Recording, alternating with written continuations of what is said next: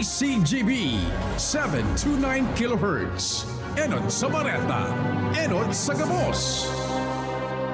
Ang DCGB aktibong miyembro yan kan KBP, ang kapisanan ng mga broadcasters ng Pilipinas. Philippine Standard Time hali sa Pag-asa, alas 5:05 ang hapon. Alas 5 ng hapon, oras na para aramon ng mga maiinit na bareta kanaldaw na maruluwas sa aga sa mga periodiko, radyo asin telebisyon. Enot na madadangog ngunyan sa DZGB Bareta alas 5. Mga bareta ngunyan para sa aga. Enot na tinipon sa DZGB Newsbase. DZGB Bareta alas 5. Kaiba ang field reports kan Mega Force Patrol. Hali sa iba-ibang parte kanalbay asin kabikolan. Ngunyan, uya ang sa indung tagapagbareta. Marhay na hapon sa pangaran kang News Base asin kan Mega Force Patrol. Ako po ang sa indong magiging tagapaghatod bareta sa DZGB. Mga bareta ngunyan para sa aga, GB Garantisadong Bareta. Enot sa detalyes kan bareta sa lado lokal o kaya sa lado nasyonal. Nakatalaan na magbiyahe si Presidente Ferdinand Marcos Jr. para sa 5 aldaw na state visit sa Republika kan India poon Agosto 4 sagkod 8 ngunyan na taon. Ang state visit kan presidente basado man sa imbitasyon kan Premier Ministro na si Narendra Modi. Enot na mapasiring si Marcos sa New Delhi asin pagkatapos mabiyahe ini pa Bangalore tanganing makipaghuron sa mga negosyantes sa duwang syudad. May oportunidad man si Marcos na makipaghilingan asin makaiba ang komunidad kan mga Filipino sa New Delhi tangani ibalita ang mga nangyayari sa nasyon asin mga espuersos kan gobyerno. Ang baretang ini hatod sa Indokan. Plemex. Pag may ubo o hika, Plemex agad. Basta lagundi, Plemex. Dagdagan tan detalyes kan bareta ngunyan sa lado lokal. Nasa linya si kumpadreng Jomar Bien. Pading Jomar, marhay na hapon. Please go ahead. Salamat pa rin PDO. Desidido ang lokal na gobyerno kan Tabaco na iapauto ba sinigpitana ang ordinansa na nagbabawal sa pagtitsenda o pagmumukna nin merkado maski sa dit pa man, aro kan talipapa sa laog kan 3 kilometros na distansya hali sa merkado publiko kan syudad kan Tabaco. Ini ang pigkumpirmar sa DCGB News ni City Councilor Roy Bon, Chairman kang Committee on Economic Enterprise asin Market kan sangguniang panglungsod kan Tabaco. Sigun kay Bon, inibusol kan reklamo kan mga paratyenda nin sira digdi sa merkado publiko kung saan unambita na dakol na mga talipapaan nagburtuaan na sa palibot kan Tabaco na sakupakan 3 kilometros na ordinansa ipig taong ehemplo digdi ang mga talipapa sa Barangay San Lorenzo, Barangay Matagbak, Barangay Cormidal, Barangay San Roque, asit Barangay San Carlos.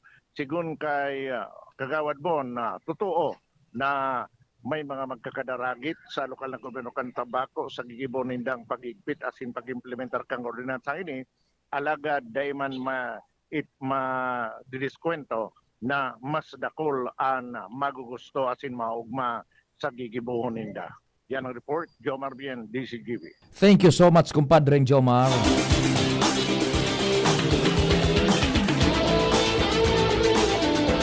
Mientras tanto, balikantaan detalyes kan bareta sa lado nasyonal. Naglangkaw ang trust asin performance rating ni Presidente Ferdinand Marcos Jr. basado sa resulta kan nagsimbag sa survey kan Okta Research. Nakakuha si Marcos Jr. kay si Presidente Marcos nin 64% trust rating ngunya na Hulyo hali sa dating 60% kan bulan nin Abril. Mantang dakol ang naugma sa serbisyo kang presidente, suminakat sa 3 puntos o 62% ang performance rating. Mentras nagbaba naman nin 4 na puntos ang trust ratings ni Vice Presidente Sara Duterte, pasisiring sa 54% hali sa dating 58% kan Abril ngunya na taon. Mantang 6 na puntos ang ibinagsak ni VP Sara sa sayang performance na nasa 50% na sana. Ginibo ang survey kan Hulyo 12 sagko 17 kaining taon sa 1,000 o kaya sa 1,200 na Pilipinong respondents sa pagikan face-to-face interviews. Sa iba pang bareta, nagtutubod ang Commission on Elections na posibleng ipag-oktaba ni Presidente Ferdinand Marcos Jr. ang Barangay Sangguniang Kabataan Elections sa bulan kan Disyembre. Sigun kay COMELEC Chairman Abogado George Erwin Garcia na pwedeng aprobaran kan Presidente ang propwesto na palawigon pa ang termino kan mga barangay SK officials. Kung mangyari ini, pwedeng magresulta sa pag-oktaba kan BSKA. Dagdag pa ni Garcia na daining anuman na indikasyon na pwedeng i-veto kang presidente ang nasabing proponidong lay. En kaso day madagos, sinabi ni Garcia na matatawan sindanin dakol na panahon tanganing makapag-preparar.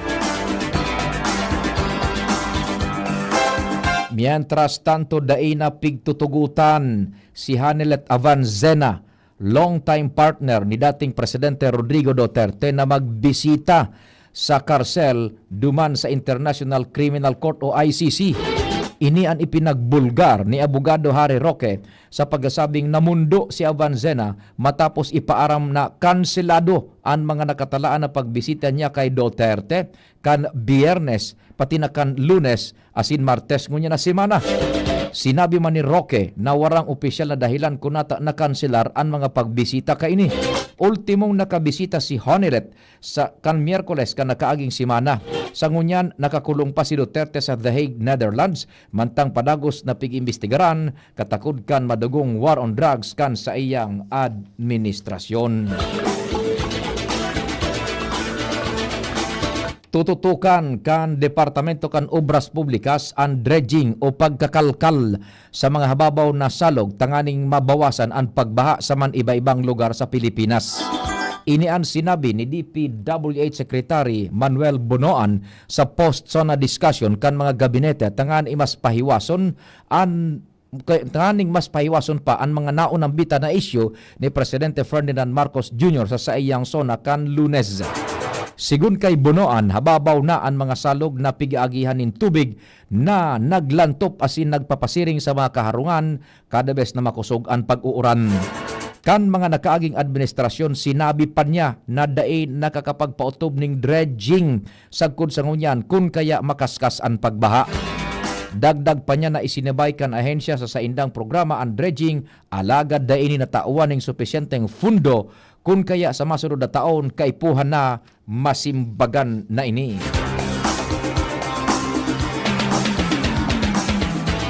Puminakol na sa 17 trilyones de pesos ang kabilugan na utang kan Pilipinas. Sigun sa Bureau of Treasury, ang nasabing bilang na irehistro kan Hunyo kung saan dahil ini sa halangkaw na local borrowing para sa fiscal shortfall. Igwaning 2.1% na kada bulan na paglangkaw ang utang kang nasyon nin sagkod sa 17.27 trilyones de pesos na bagong record high. Dagdag pa ka na Bureau of Treasury na sa pagpuon kan taon ang utang naglangkaw ning 7.6% o 1.2 trilyones de pesos. Base sa impormasyon kan ahensya, ang domestic borrowing naglangkaw ning 1% o katumbas ini ning 11.95 trilyones de pesos. Mantang ang external debt naglangkaw ning 3.5% o kabaing ini nin sobra sa 5 trilyones de pesos. Sinabi kan ahensya na mas kinaglangkaw ang utang, mantinidong sustainable pa ang gobyerno.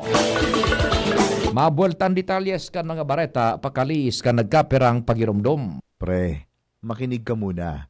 Payong kaibigan lang ha. Work hard, play hard. Yan ang motto ko dati. Pero nakakapagod din pala katagalan. Sa gitna ng lahat ng mga puyat, inom at pagkain ng masasarap, kasama na ang oily at fatty foods, kailangan pa ring bantayan ang kalusugan. Tamang kontrol ang kailangan. Katuwang ko, ang Liverade. May Silimarin na maaring makatulong protektahan ang atay. Cheers to more good times. Be a liver lover. Mahalagang paalala, ang Liverade ay hindi gamot at hindi dapat kabiling paggamot sa anumang uri ng sakit. Ang good drinks at good food, perfect combo. Isama pa ang Liverade para sa kalusugan ng atay. Mabibili sa mga leading drugstores nationwide.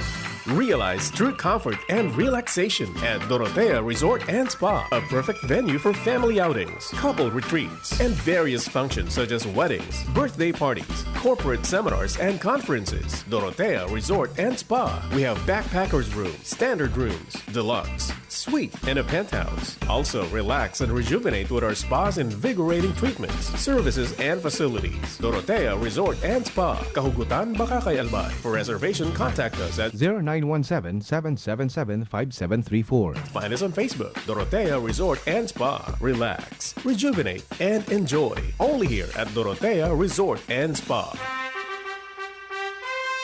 Attention! Attention! Mga paraantabay, may marhay na bareta. Ang DZGB nasa cellphone na! Yes po! Madadangog na ang DZGB sa saindong mga cellphone. Sa katuyuhan na mas lalo kamong mapagsilbihan asin dagdag na konbinyensya sa saindo gabos, ang DZGB pwede nang ma-access sa paagi kan sa indong cellphone. I-download lang sa saindong mga Android phone ang DZGB app sa paagi kan Google Play Store asin Apple App Store asin hanapo ng DZGB Live. I-install sa saindong gadget asin malinig nindong madadangog ang DZGB. Libre po ini. DZGB. Number 1 na, may Facebook Live pa. Ngunyan, may DZGB Live app na. O, ano pang pigahalat nindong mga paraantabay? Download na! Diretso kan detalyes kan bareta sa lado nasyonal, pinunana ang paglinig sa pansyon ni dating Presidente Corazon Cory Aquino sa Manila Memorial Park sa Parañaque City ngunyan na aldaw. Katakod ini kan preparasyon para sa sayang ika-16 na death anniversary sa aga Agosto 1, 2025. Magigirumduman na nakipaglaban ang dating presidente sa helang na advanced colon cancer alagad nagadan kan taon 2009 sa edad na 76 anyos. Si Aquino ang ika-11 presidente kan Pilipinas asin siya man ang kainot-inoting babae na naging presidente kan nasyon. Suminakat na sa 37 ang numero kan mga nairehistrong nairido dahil sa maraot na panahon kan nakaaging semana sigun sa National Disaster Risk Reduction and Management Council o NDRRMC. Basado sa impormasyon kan ahensya, siyam ang nairido sa Metro Manila, 8 sa Calabarzon, 6 sa Western Visayas, tigturulo sa Cordillera Administrative Region, Negros Island Region asin Northern Mindanao, 2 sa Central Luzon, mantang tagsaro sa Mimaropa, Davao Region asin Caraga. Mentras naigwang sobra sa 7.6 milyon na individual o maabot sa 2 milyones na familia ang naafektaran kan maraot na panahon kung saan pinakadakol sa Central Luzon naigwang maabot sa 3 milyones na apektadong personas.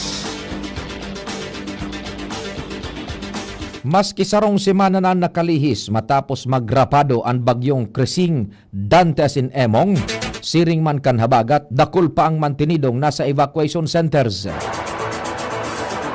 Sa informasyon hali sa DSWD, nasa 100,000 na individual o kabaing nin 29,000 na familia ang nakaistar sa sobra sa 1,000 evacuation center sa manlain-lain na lugar sa nasyon.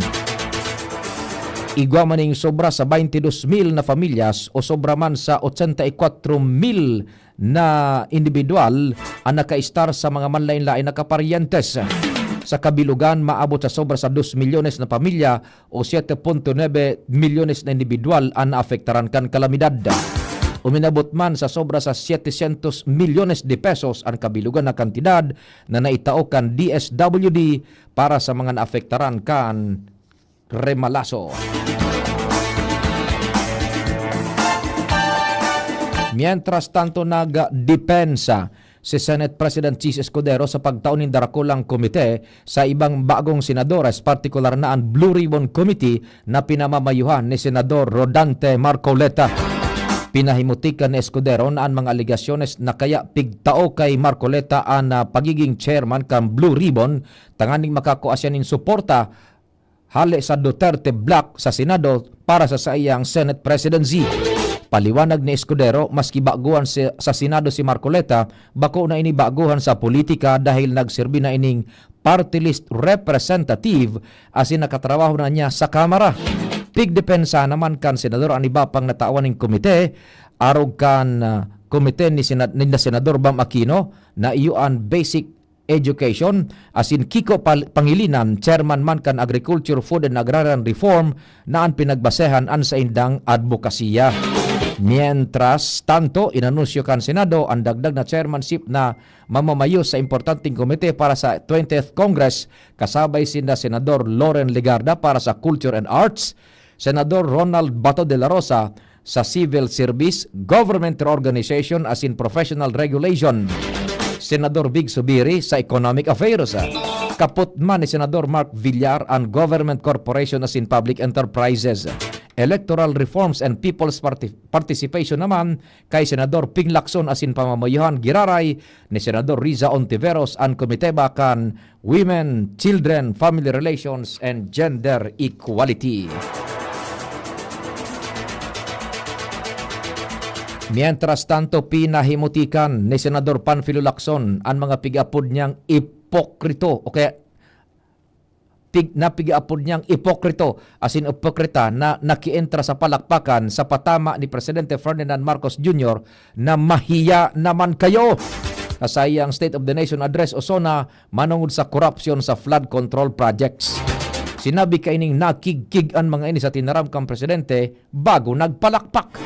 Nagtutubod man sa giraray ang opisyal na understanding ovations ka nakaaging sona, gustong sabihon may mga membros pa man giraray kan Kongreso na dainaatian nin grease money hali sa graft Ridan flood control projects. Katakod kayo nga pudan man si Lacson na dapat independente ang pag-audit asin pag-imbestigar kan mga flood control projects lalo nang maawot na magtabang kan publiko manungod sa isyo. Ipinagpunto ni Lacson na ang investigasyon na sinugo kang presidente dapat malimiteran sa DPWH na iyong alokasyon nin halos 2 trilyones de pesos para sa flood control projects poon kan taon 2011 kung sa inday pa nasusolusyonan ang mga pagbaha. Dagdag pa niya na mas marhay kung magkaigwan ng independenteng grupo ang gobyerno asin tugutan ang ilihidong sibilyan na magpartisipar. Maski day nakasabay sa ikapat na sona kang presidente, porsugido naman ang nagkapirang senadores na maibusol ang propesto para sa pagbabawal sa gabos na online gambling sa Pilipinas.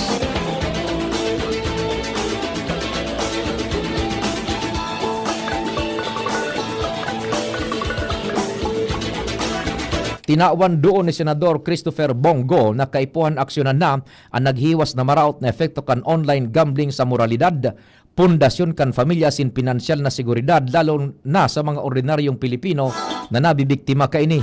Sinabi niya na ini ang panahon para dagos ng pundohon ng online gambling, siring kan ginibo sa Pogo asin pundohon na ang pagtaon ng false hope sa mga kababayan. Tinawan doon kan senador na masyadong dakula asin hararom ang social cost kan online gambling na imbes pambakal na kutanan nin pangangaipuhan kan mga aki, pagkaon asin balon sa eskwela, alagad na papaduman sa pagsusugal gamit ang cellphone. Ipinahayag kan senador ng anti-gambling related addiction na hihilingan nin paglangkaw kan financial distress, criminal activities, pagdakol kan mga nakakabayad o kaya pagdakol kan day nakakabayad sa digital loans, paglangkaw kan mental health issues asin pagdakol kan mga aki na nakadepende asin nalulong sa online na sugal. Binatikos kan Catholic Bishop Conference of the Philippines o CBCP ang Philippine Amusement Gaming Corporation o PAGCOR dahilan sa paglakop kan mga online gambling. Sigun kay CBCP President Cardinal Pablo Virgilio David, daining importansya ang dilensya kan gobyerno kung makakaraot naman ini sa buhay asin pamilya dahil sa pagkalulong sa online gambling. Dahil dapat mangenot ang kwarta sa moral duty na yon nakakaprotektar sa kagabsan. Matatandaan kasabay ang CBCP sa dakol na mga grupo na nangapudan sa gobyerno na dapat dagos ng halion o ipagbawal ang online gambling dahil sa negatibong efekto kaini sa mga kaakiyanasin publiko. Enot ng sinabi kan PAGCOR na pagdagos ng ipinagbawal ang online gambling, dakulang dilensya kan gobyerno an mawawara. Ultimong detalyes kan Bareta, pinag-inkaminar ni Senador Alan Peter Cayetano ang 20th Congress na bag-aksyon para sa radical change sa basic education. Kaiba na ang K-12 curriculum, tangani masimbagan ang haloy ng problema manungod sa sistema kan edukasyon sa Pilipinas. Inaanaging mensahe ni Cayetano bilang pamayo kan Senate Committee on Higher Technical and Vocational Education as in co-chair kan Second Congressional Committee on Education. Sigun kay Cayetano, ang kakulangan sa mga classroom sa bilog na Pilipinas na nag-abot sa halos 166,000 ang pwedeng masimbagan kang Kongreso sa pagginindesisyon sa education budget. Idinuon niya man ang sa iyang mga promesa sa K-12 kay bana ng mga specialized tracks para sa mga high school students as in balyo kan general education subjects hali sa kolehiyo, pasiring sa high school tanganing maghalipot ang kolehiyo sa laog na sananing 3 taon. Tinawan doon man yan na ang kapuunan kan krisis sa edukasyon and basic education kung sain nakakadagdag sa problema ang kakulangan sa oras kan pag-adal kan mga aki, asin ang kakulangan sa mga paratokdo pati na pasilidades.